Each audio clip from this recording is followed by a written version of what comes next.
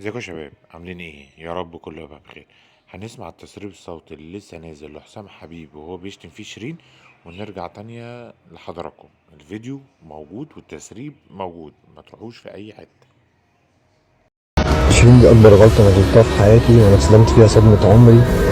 لا عايز أسمع اسمها تاني، ولا عايز أشوفها في حياتي تاني. تنسى إن هي عرفت واحد اسمه حسام في حياتها. ومن اللحظة دي معرفش حد بالاسم ده أنيمور. شيرين دي أكبر غلطة أنا غلطتها في حياتي، وأنا اتصدمت فيها صدمة عمري. لا عايز أسمع اسمها تاني، ولا عايز أشوفها في حياتي تاني. تنسى إن هي عرفت واحد اسمه حسام في حياتها. شيرين دي أكبر غلطة أنا غلطتها في حياتي، وأنا اتصدمت فيها صدمة عمري. لا عايز أسمع اسمها تاني، ولا عايز أشوفها في حياتي تاني. تنسى ان هي عرفت واحد اسمه حسام في حياتها.